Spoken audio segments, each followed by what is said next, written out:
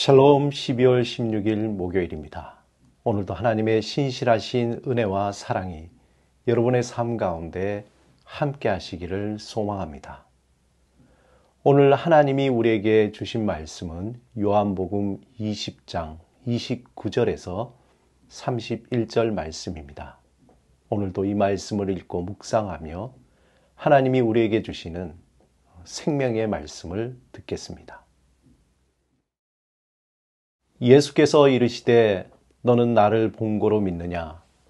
보지 못하고 믿는 자들은 복되도다 하시니라. 예수께서 제자들 앞에서 이 책에 기록되지 아니한 다른 표적도 많이 행하셨으나 오직 이것을 기록함은 너희로 예수께서 하나님의 아들 그리스도이심을 믿게 하려 하며 또 너희로 믿고 그 이름을 힘입어 생명을 얻게 하려 함이니라.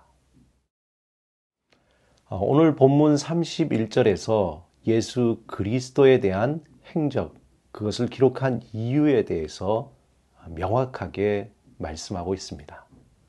오직 이것을 기록함은 너희로 예수께서 하나님의 아들 그리스도이심을 믿게 하려 하며 또 너희로 믿고 그 이름을 힘입어 생명을 얻게 하려 함이라.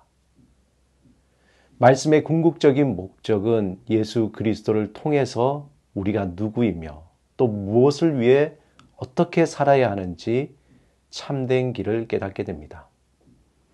우리가 예수 밖에 있을 때 하나님 앞에서 죽은 자로 살았지만 이제 예수 안에서 생명을 얻고 살아있는 자로 살아갑니다.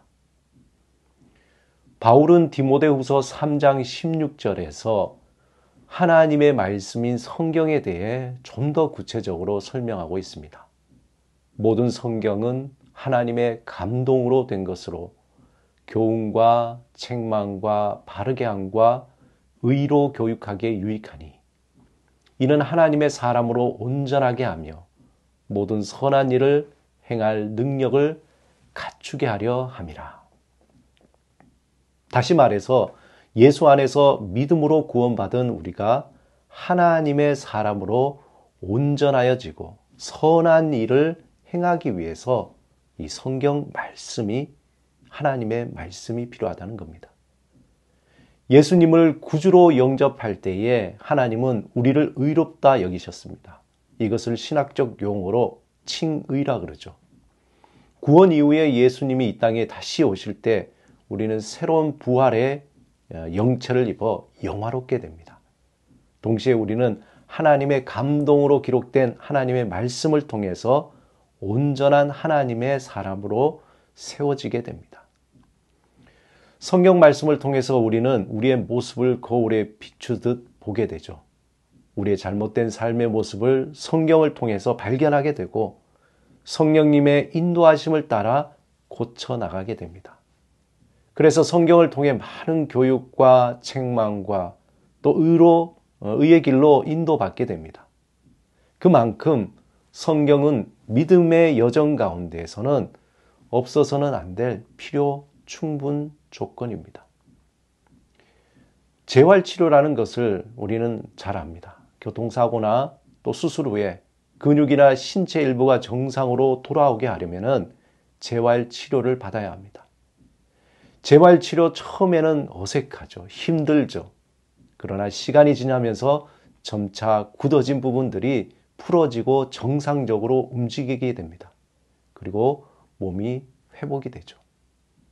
이와 마찬가지로 타락되었던 우리가 예수 그리스도 안에서 구원을 얻고 말씀을 통해서 교정되어 하나님이 원하시는 방향, 하나님이 기뻐하시는 그 방향으로 삶이 변화되게 됩니다. 히브리서 4장 12절에 하나님의 말씀은 살아있고 활력이 있어 좌우의 날선 어떤 검보다도 예리하여 혼과 영과 및 관절과 골수를 찔러 쪼개기까지 하며 또 마음의 생각과 뜻을 판단한다고 기록하고 있습니다. 우리가 날마다 하나님의 말씀인 성경을 묵상할 때에 우리의 마음과 생각이 교정되고 회복되고 고쳐집니다. 시편 1편에 복 있는 사람은 이라고 할 때에 오직 여호와의 율법을 즐거워하여 그의 율법을 주야로 묵상하며 또 그는 시냇가에 심은 나무가 철을 따라 열매를 맺으며 그 잎사귀가 마르지 아니한 같으니 그가 하는 모든 일이 다 형통한다고 했습니다. 우리가 날마다 말씀을 묵상할 때 하나님은 우리에게 거룩한 상상력을 주십니다. 또한 우리의 삶을 풍요롭게 만들어 변화시키십니다. 시편 119편 18절에 내 눈을 열어서 주의 율법에 놀라운 것을 보게 하소서. 우리가 말씀을 묵상할 때 이 거룩한 상상력을 통해서 하나님의 놀라운 것을 보게 됩니다. 그러므로 날마다 말씀을 묵상하고 그 말씀을 따라 삶으로 살아내려고 힘쓰는 것이 매우 중요합니다. 그 말씀을 통해서 우리의 믿음의 근육이 단단해지고 세상의 헛된 소망을 바라보지 않는 분별력을 얻게 됩니다.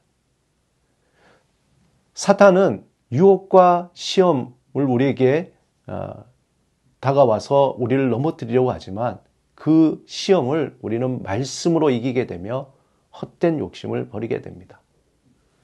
말씀은 우리의 지적인 만족함을 주고자 함이 목적이 아니라 오늘 본문에 기록된 것처럼 우리에게 믿음을 주고 생명을 얻어 산 소망을 품고 살게 합니다.